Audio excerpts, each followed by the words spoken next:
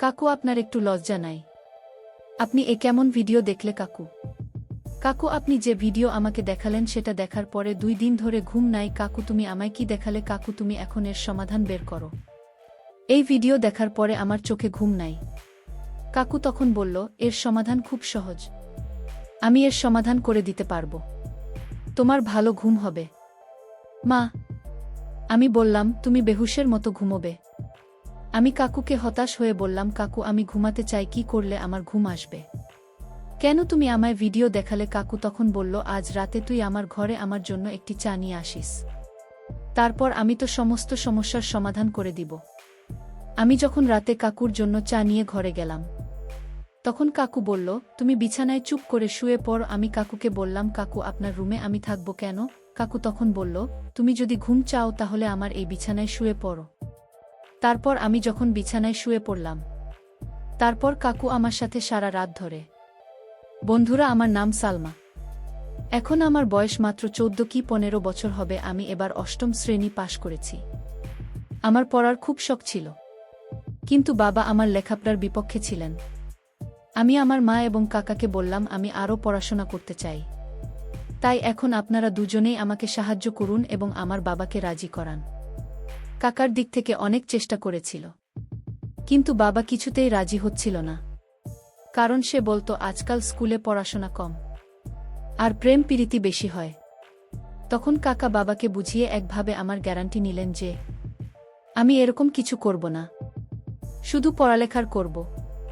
তখনই বাবা আমার স্কুলে পড়তে দিতে রাজি হন। আর কাকে বলেন, আজ থেকে সালমার দায়িত্ব তোমার। যদি সে এমন কিছু করে যা এই ঘর পরিবারের সম্মান ক্ষুণ্ণ করে, তাহলে সালমার সাথে তোমার ভালো হবে না। কাকা বাবাকে বললেন, ভাই, চিন্তা করবেন না, আমি সালমার প্রতিটি গতিবিধির উপর নজর রাখব। এই সময় আমি জানতাম না যে কার মনে কি ছিল আর কেন তিনি আমাকে এত সমর্থন করছেন। কিন্তু আসল ব্যাপার হলো, আমি কখনো ভাবিনি যে কাকার সাথে আমার বন্ধুত্ব এত গভীর হয়ে উঠবে। তারপর কয়েকদিনের মধ্যেই কাকা আমার সাথে গিয়ে আমাকে ক্লাস 9-এ ভর্তি করিয়ে দিলেন। প্রথম দিকে তো মন দিয়ে পড়াশোনা করতাম, স্কুলে কারো সাথে বেশি ফ্রি হতাম না, এবং স্কুলে যা কিছু হতো রাতে বাড়িতে এসে কাকাকে সব খুলে বলতাম। কাকা আমার সাথে খুব ফ্রি হতে শুরু করেছিলেন এবং আমি অনুভব করতাম যে তিনি আমার দিকে খুব অদ্ভুতভাবে তাকিয়ে আমাকে দেখতেন। কারণ আমার কাকিমা গ্রামে থাকতেন এবং আমার কাকা কাজের জন্য আমাদের বাড়িতে থাকতেন। তারপরে স্কুলে আমার একটি মেয়ের সাথে বন্ধুত্ব হয়, যার সাথে বন্ধুত্ব করার পর আমার জীবনে একদম বদলে যেতে শুরু করে। কারণ এই বন্ধুটি আমাকে বলেছিল যে আমার এনগেজমেন্ট হয়ে গেছে। একদিন সে আমাকে তার বাগদত্তার সাথে পরিচয় করিয়ে দিল। আমার বন্ধু আমাকে বলল, আমাদের বিয়ে ঠিক হয়ে গেছে। তাই আমরা দুজনেই একে অপরের সাথে, এবং এখন আমাদের মধ্যে আর কোনো পর্দা নেই। এরপর আমি আমার বান্ধবীর কাছে থেকে সবকিছু জানার চেষ্টা করতাম। হয়তো আমার এটা জানার বয়স তখন হয়নি, বা আমার বয়সটা এমন ছিল যে সব জেনেও আমি সহজে ভুল পথে চলে যেতাম। কিন্তু তারপর সেই ঘটনাই ঘটতে থাকে। আমিও সেই সব বিষয়ে আগ্রহী হতে লাগলাম। এর আগে কোনো ছেলের সাথে আমার বন্ধুত্ব ছিল না, তাই আমি যখনই এসব ভাবতাম তখনই কাকার চিন্তা আমার মাথায় নিজে নিজেই চলে আসত। তারপর আমি মনটা ঝেড়ে ফেলে মনে মনে বলতাম, সালমা, এসব তুই কি হাস্যকর কথা ভাবছিস? উনি তো আমার কাকা। কিন্তু তারপর আমার কাকার কথাও আচরণ আমার এই ভাবনাগুলোকে আরও উৎসাহিত করতে থাকে। কিন্তু কাকার মনের কথা আমি তখনও জানতে পারিনি। মাঝে মাঝে এমন ভাবতাম, কাকা হয়তো আমার সম্পর্কে একই কথা ভাবছেন। কিন্তু মাঝে মাঝে তার মনোভাব আমার উপর খুব কঠোর হয়ে যেত।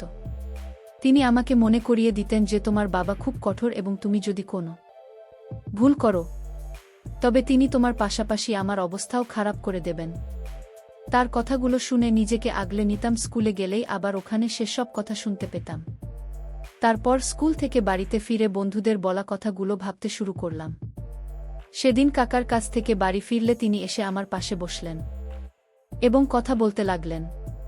কি ভাবছে জানি, তাও আবার এত গভীরতা নিয়ে কাকার দিকে তাকিয়ে বললাম, কাকা, জানো আমার বন্ধু আজ আমাকে কি বলেছে? প্রতিবারের মতো আজও আমি আমার মনের কথা কাকার সাথে ভাগাভাগি করতে লাগলাম। ছোটবেলা থেকেই আমার একটা অভ্যেস ছিল, আমি কাকে সব খুলে বলতাম, সেটা যেমন কথা হোক না কেন। এরপর কাকা আমার দিকে তাকিয়ে বললেন, হ্যাঁ বলো, তুমি কি বলতে চাও? তোমার বন্ধু তোমাকে কি বলেছে? আমি তাকে বললাম, আমার বন্ধু আমাকে বলেছিল ইন্টারনেটে অনেক ধরনের ভিডিও আছে, যেসব ভিডিওতে সব ধরনের তথ্য পাওয়া যায়। তাই আমি বলছি কি কাকা, তোমার যে মোবাইলটি আছে আর তাতে তো নেট প্যাকেজও আছে, তুমিও নিশ্চয়ই সেই ভিডিওটি দেখেছ। তাহলে কেন আমরা দুজনে একসাথে ভিডিওটি দেখি না? আমি মুখটা কাকার কানের কাছে নিয়ে এসে ফিসফিস করে কথা বলতেই তিনি বিস্ফোরিত চোখে আমার দিকে তাকাতে লাগলেন। আমার মনে হলো সে আমাকে একটা বোকা দেবে, কিন্তু তারপর হঠাৎ তিনি আমার দিকে মনোযোগ দিয়ে তাকালেন। সম্ভবত তার মনের মধ্যে কিছু সিদ্ধান্ত নিলেন এবং তারপর তিনি হাসলেন। কাকা আমার সাথে ফিসফিস করে কথা বলতে শুরু করলেন। তোর বাবার সামনে এমন কথা ভুলেও যেন বলিস না, নইলে তোর বাবা শুধু তোর অবস্থাই খারাপ করবে না, তার সাথে আমাকে ঘর থেকে বের করে দেবে, কারণ আমি তোর দেখভালের দায়িত্ব নিয়েছি। তখন আমার থাকার সমস্যা হয়ে যাবে। বাকি রইল ভিডিও দেখার কথা। ভিডিওটি দেখার জন্য তুমি রাতে আমার রুমে আসতে পারে, আমি তোমাকে সব ধরনের ভিডিও দেখিয়ে দেব। কাকার চোখে একটা উজ্জ্বল দুষ্টুমি ছিল, যা আমি সেই মুহূর্তে বুঝতে পারিনি। এরপর কাতার রুমে চলে গেলেন এবং আমি পড়াশোনা করতে লাগলাম। পড়তে পড়তে আত্মসময়ের কথা ভাবতে লাগলাম। এখন আমার মন বইয়ের প্রতি আগ্রহী ছিল না। আর আমি ভাবতে লাগলাম আজ রাতে কি ভিডিও দেখা হবে তো, কিন্তু পড়াশোনা করাটাও খুব জরুরি, কারণ কাকা পড়াশোনার ব্যাপারে খুব কড়া এবং আমাকে বলতেন তোমার পড়াশোনা আগে। তিনি বলতেন তুমি যদি পড়ালেখায় ভালো হও তাহলে তোমার বাবা বুঝবেন এবং তোমার স্বাধীনতার দরজা তোমার জন্য খোলা থাকবে। তার বক্তব্য আমার কাছেও একেবারে সঠিক মনে হতো।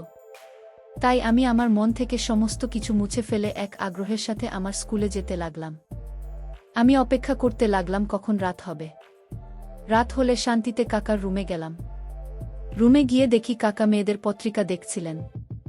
আমাকে দেখামাত্র তিনি হাসতে শুরু করলেন এবং পত্রিকাটি লুকিয়ে ফেললেন। শীতের মৌসুম চলছিল আর দিনকে দিন ঠান্ডা বেড়েই চলেছে। আজ রাতে খুব ঠান্ডা ছিল, তাই আমি গিয়ে কাকার বিছানায় তার কাছে গিয়ে বসলাম। এরপর তাকে বললাম, এখন তাড়াতাড়ি ভিডিওটা দেখাও, না হলে বাবার আসার সময় হয়ে যাবে। তারপর আর সময় নষ্ট না করে কাকা আমাকে ভিডিও দেখাতে লাগলেন। ভিডিওটি দেখার সাথে সাথে আমার যে কি হচ্ছিল তা বোঝাতে পারবো না, কিন্তু কাকতালীয়ভাবে আমরা মাত্র কয়েকটি ভিডিও দেখেছিলাম। যখন বাবা আমাদের রুমে এলো এবং সে আসার সাথে সাথে আমার সাথে কথা বলা শুরু করলো, এত রাতে কার ঘরে কি করছো, তোমার রুমে যাও। বাবা খুব কড়া প্রকৃতির মানুষ ছিল এবং আমি তাকে অনেক ভয় পেতাম। তাই বাবা যখনই কথাটা কঠোরভাবে বলল, আমি সব ভুলে দ্রুত আমার রুমে চলে আসলাম। ভাবলাম বাবা কাকা রুম ছেড়ে নিজের রুমে যাওয়ার সাথে সাথে আমি আবার কাকার রুমে চলে যাব। কিন্তু এই রাতে বোধ হয় কাকার সাথে বাবার কিছু জরুরি কাজ ছিল। বাবা অনেকক্ষণ কাকার ঘরে বসে রই, আর অপেক্ষা করতে করতে আমি কখন ঘুমিয়ে পড়লাম বুঝতেই পারিনি। আর বাবা কখন যে রুম থেকে চলে গেল তাও জানি না। পরের দিন স্কুল থেকে ফিরে রাতের জন্য অধীর আগ্রহে অপেক্ষা করতে লাগলাম, কারণ আমি কিছু ভিডিও দেখে নিয়েছিলাম। আর যখনই সময় হল কাকার রুমে চলে গেলাম ভিডিও দেখতে।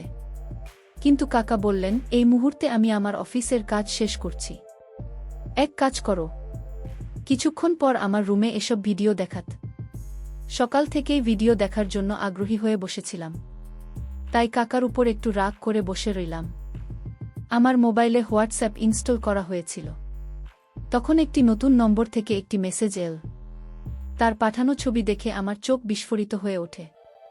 আমি শুধু সেই ছবিটি দেখছিলাম যখন সেই লোকটির কাছ থেকে মেসেজ আসতে শুরু করে। সে মেসেজ করেছিল, আমি তাকে একইভাবে উত্তর দিতে শুরু করলাম। তখন আমার মনে হলো আমার এই টাকাকে জানানো উচিত। আমি তখনই কাকার রুমে চলে গেলাম, কিন্তু তার রুমের দরজা বন্ধ থাকায় আমি আমার রুমে ফিরে এসে সেই অচেনা ছেলেটির সাথে কথা বলতে লাগলাম। তখন মোবাইলে মেসেজে কথা বলছিলাম। আমি যখন তাকে বললাম, আমি তোমাকে দেখতে চাই, এরপর আমি তাকে ভিডিও কলে কথা বলতে বললাম, কিন্তু সে অস্বীকার করল। এমন সময় রুম থেকে বের হতেই চোখ কলকাতার দিকে। এ সময় তিনি তার ঘর থেকে বের হয়ে ছাদের সিঁড়ি দিয়ে উপরে উঠেছিলেন। তার হাতে একটি মোবাইল ছিল। রাতের এই সময়ে তিনি কেন ছাদে যাচ্ছেন তা ভাবলাম। রাত তখন 1টা বাজে। আমার ঘুম আসছিল না, কিন্তু আমার মনে একটা সন্দেহ জেগেছিল যে কাকা আমাকে নতুন নম্বর থেকে মেসেজ করছেন।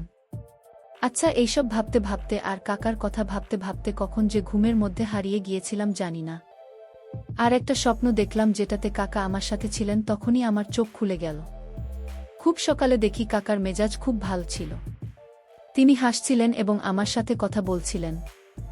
এর আগে আমি পায়ে হেঁটে স্কুলে যেতাম, কিন্তু আজকে বলল আজ তোকে আমার বাইকে করে স্কুলে নিয়ে যাব। তাই আমিও তার সাথে গেলাম। স্কুল শেষ হয়ে গেট থেকে বেরোতেই দেখি কাকা আমার জন্য অপেক্ষা করছিলেন। আমার মনটা আজ খুব খারাপ ছিল, কারণ আমার বান্ধবী আমার উপর রাগ করেছিল, কারণ আমাদের মধ্যে ঝগড়া হয়েছিল। পথে কাকা আমার মন খারাপের কারণ জিজ্ঞেস করলে আমি বললাম যে আমার বান্ধবীর সাথে আমার ঝগড়া হয়েছে, এজন্য আমার মন খুব খারাপ। তখন কাকে বলল আমাকে তোমার মন ভালো করতে দাও, দেখবে সব কিছুই তোমার খুব ভালো লাগবে। এরপর কাকা একটা বিরিয়ানির দোকানের সামনে বাইক থামান। তিনি জানতেন যে আমি বিরিয়ানি খুব পছন্দ করি। তারপর আমরা দুজনেই সেখানে বিরিয়ানি খেলাম। কাকা সেখানেও আমার সাথে মজার গল্প করছিলেন। এরপর কাকার সঙ্গে বাড়ি ফিরে এলাম। সেদিন আমার মা আর বাবা বাড়িতে ছিলেন না, মনে হয় কোনো আত্মীয়ের বাড়িতে বেড়াতে গিয়েছিলেন। তাই কাকা আমাকে জিজ্ঞেস করলেন, সালমা, তুমি তো আমাকে সেই ভিডিওটি আর দেখার কথা বললে না তো? তখন আমি তাকে বললাম, আমি এটি আগেই দেখে নিয়েছি। কাকা হঠাৎ চমকে আমার দিকে তাকাতে লাগলেন আর বললেন, কেমন করে দেখলে? তোমার তো শুধু হোয়াটসঅ্যাপ প্যাকেজ আছে। তিনি আমাকে কড়া গলায় জিজ্ঞেস করলেন। আমি তাকে বললাম, আমি একটি নতুন বন্ধু বানিয়েছি, সে পাঠিয়েছিল। আমি রাতে এসেছিলাম তোমাকে বলতে, কিন্তু কাকা তখন তুমি ঘুমোচ্ছিলে। এই কথা শুনে কাকা গভীর চিন্তায় হারিয়ে যায়। তিনি বলেন, তুমি এখন যাও। আমি আমার রুমে গেলাম। লাঞ্চে ফিরে এসে দেখি কাকা আমার মোবাইলে কিছু খুঁজছেন। আমাকে তার দিকে যেতে দেখে কাকা আমার মোবাইলটা টেবিলে রাখো। তারপর দুজনে একসাথে মিলে খাবার খেলাম। খাওয়ার সময় যখনই আমি কাকার দিকে তাকাতাম, আমার মনে হতো তিনি আমার দিকে আর চোখে তাকিয়ে আছেন। আমার মনে হলো সে আমাকে কিছু বলতে চাইছে, কিন্তু বলতে পারছে না। মনে মনে ভাবতে লাগলাম, কাকা একবার প্লিজ বলে ফেলো, আমি তোমাকে একটু বারণ করব না। তখন আমার চোখ কাকার মুখ থেকে সরে গিয়ে আমার মোবাইলের উপর পড়ে, কারণ আমি তখনও সেই অচেনা ছেলেটির মেসেজের অপেক্ষায় ছিলাম। সে তখন ও আমাকে মেসেজ করেনি, আর কাকা কিছু বলতে যাচ্ছিলেন। তখন আমি মোবাইলটা তুলে নিজেই সেই নম্বরে মেসেজ করতে লাগলাম, কিন্তু কাকা আমার হাত থেকে মোবাইলটা ছিনিয়ে নেয়। আমি ভেবেছিলাম সে হয়তো রাগ করছে। তখন কাকা বললেন, সালমা, খাওয়ার সময় মোবাইল ব্যবহার করা মোটেও ভালো কাজ না, তাই মোবাইলটা এখন আমার হাতে দাও। এই বলে সে আমার মোবাইলটা নিজের কাছে রাখ। আমি তাড়াতাড়ি খাওয়া শেষ করে কাকাকে বললাম, এবার তো আমার মোবাইলটা আমাকে ফিরিয়ে দাও। কাকে বলল, আমি তোমাকে দিয়ে দেব, আগে তুমি আজ আমার একটা উপকার করো। আমিও তাই করলাম। দ্রুত বাসনপত্র সংগ্রহ করলাম এবং তারপর আমার স্কুলের কাজ শেষ করলাম। এরপর রাত 2টা বাজতে আমি কাকার রুমে এসে তাকে বলতে লাগলাম, কাকা, এখন আমার মোবাইলটা দাও, আমার সেই বন্ধুর সাথে কথা বলবো। কাকা বললেন, আমার খুব মাথা ব্যথা হচ্ছে, যা আগে আমার জন্য সুন্দর করে একটা চা বানিয়ে নিয়ে আসো। কিছুক্ষণ পর চা বানাতে গেলাম। চা বানানোর পর রুমে এসে চা টেবিলে রেখে চলে যেতেই তখন কাকা আমাকে বললেন, তুমি আজ রাতে আমার রুমে থাকো। আমি অবাক চোখে তার দিকে তাকাতে লাগলাম। বন্ধুরা, তারপর কাকা আমার সাথে কি করেছিল তার পরের পার্টটা আগামীকাল আপলোড দেওয়া হবে। সেই পর্যন্ত সবাই ভালো থাকবেন। ধন্যবাদ।